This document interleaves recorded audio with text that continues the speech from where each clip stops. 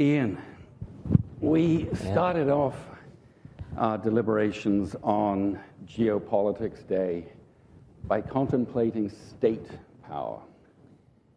And we've just been talking about cryptocurrencies at the end of the session.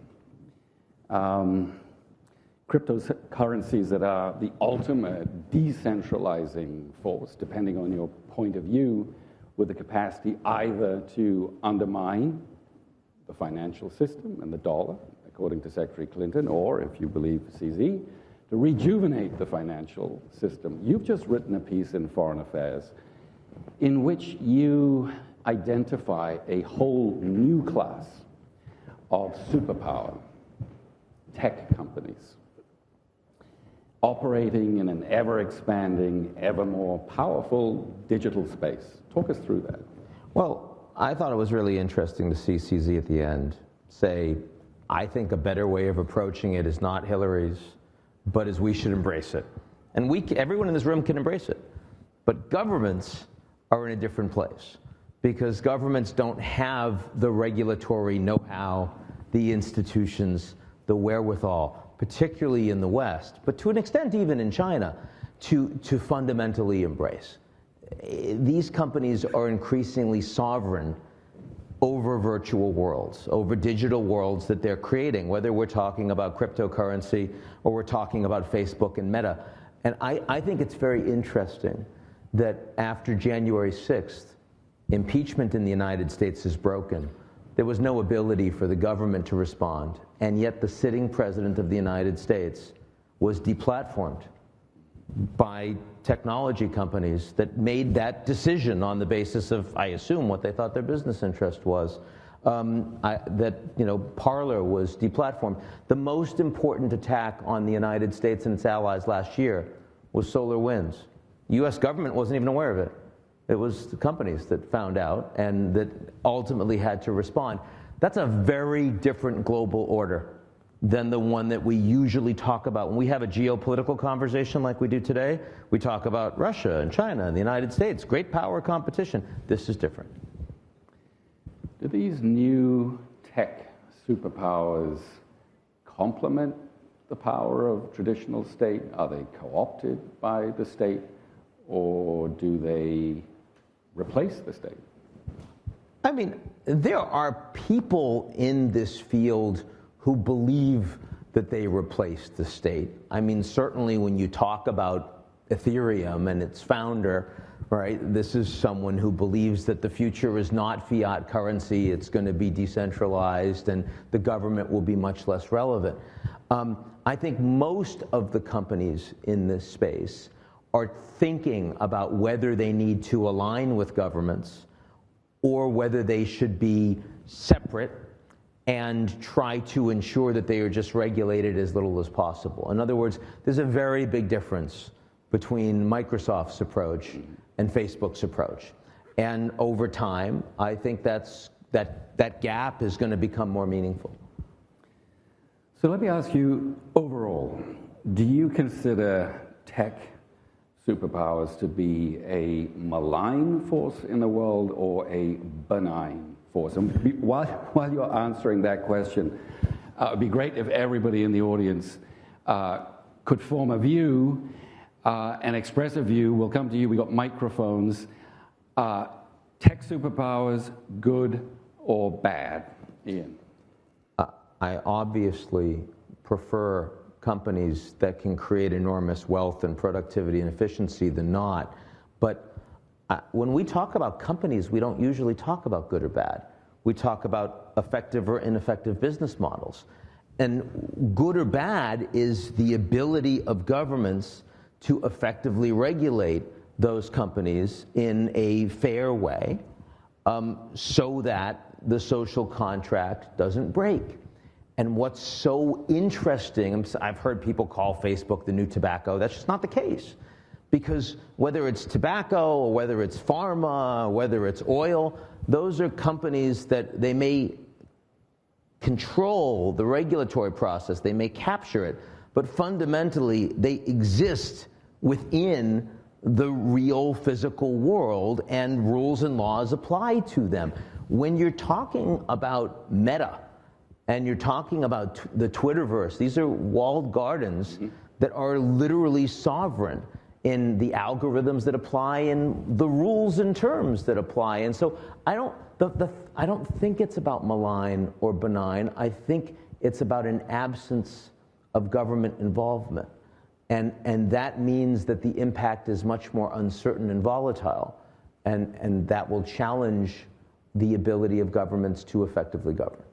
It's very clear that the Chinese government have taken the view that tech giants exert a baleful influence on society and the economy.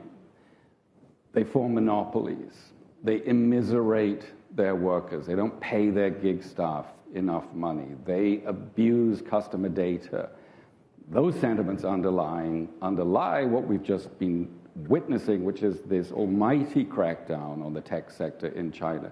And actually, regulators in Europe and the United States most probably would tend to agree with that perspective. I think parents in the United States would tend to agree that Chinese kids should only have 3 hours on video games or they lose it the next week. But that's very different from saying that the Chinese government is hell-bent on destroying their tech sector. I don't believe that for a second. I think they're making examples of a couple of companies and individuals where they're concerned about the impact on average Chinese citizens. But the Chinese also know that they want to be a dominant global power in artificial intelligence in the coming decade.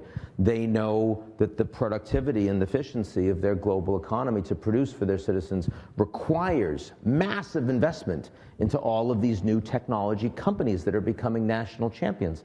So in the same way that the Americans are constrained and wouldn't want to break up the core companies that are the biggest in driving wealth in the United States and around the world, the Chinese wouldn't either. And so I'm deeply skeptical that either the Americans or the Chinese will do much to fundamentally change the fact that these tech companies are going to get more powerful, not less, over the next 5 to 10 years. I'm surprised we don't have any views in the room about tech companies, benign or malign. I was going to ask you about that. I mean, in going after tech, big tech, China is going after a set of companies that are the only real global rivals to Silicon Valley. You say that you're skeptical that this crackdown will continue. Nevertheless, they've knocked billions of dollars off their share market value.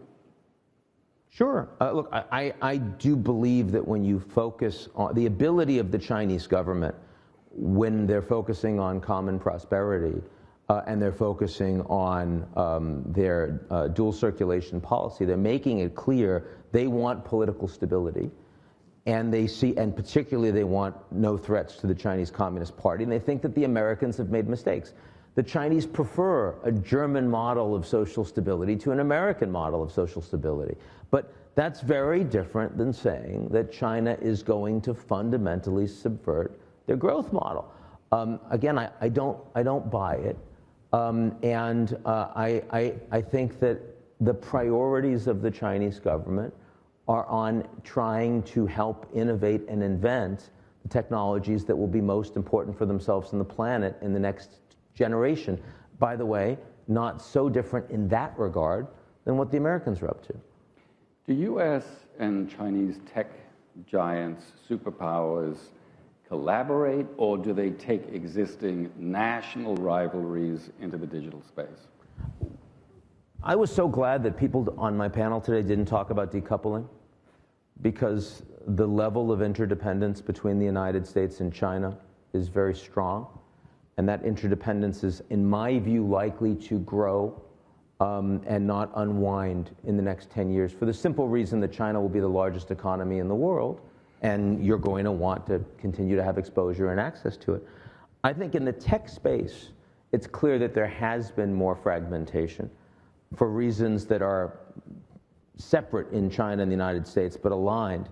But in the artificial intelligence space, you get someone that's developing something new, that scientist publishes it open source. They collaborate. That will continue. I think that the Biden administration understands that they need to define dual-use technologies that have national security importance in a fairly narrow way, so you don't crush the desire and the need for the American private sector to continue to flourish. Ultimately, Hillary Clinton said we probably would see lower tariffs from the United States and China this year. I mean, clearly there's danger over things like Taiwan. I saw just a few hours ago the head of the World Tennis Association said that if the Chinese do not ensure that that tennis star is safe, that they're going to pull out of China. I mean, so there are problems between the countries, but ultimately I do believe that the extraordinary depth of interdependence, including in technology, including in climate, including in, even dealing with this pandemic, will ultimately ensure that we do not have a Cold War. What becomes of Europe? Europe doesn't have tech superpowers. The interesting thing about Europe is that they are a superpower in the regulatory space. They understand rulemaking, not in traditional national security, but if you look at trade and you look at climate and you look at privacy and data, a lot of the rules that other countries around the world and companies around the world are aligning towards are the rules that have been set by Brussels for how this is going to work. And in the same way that we talk about carbon border adjustment mechanisms, it wouldn't shock me if in 5 years' time we're talking about data border adjustment mechanisms, and that the Europeans use that as a lever to get other companies and countries that they don't have, right, to align more with their rule set. And by the way, if you compare the social contract today of the average European with that of the average Chinese and the average American, they're doing fairly well. So stronger regulatory rule setting in the tech space from Brussels is something that I suspect is ultimately a useful thing in terms of political stability around the world. Last question, rest of the world. Is the rest of the world destined to live under US and Chinese tech hegemony? If I'm right, and tech companies are going to get more powerful, those tech companies are increasingly not going to look just like American and Chinese firms. And that might be the best news of all. We need to respond to global crises, and if the Americans and Chinese can't do it all by themselves, we found out at COP26 last week that even without substantive agreement by the United States and China, it was a vastly more productive COP26 summit, precisely because other actors like banks and corporations and the United Nations gave a damn, and the Europeans. I think that ultimately stronger tech actors, at the very least, will help ensure that the United States and China are not destined for global confrontation. Ian Bremmer, fascinating as always. Let's give him a round of applause.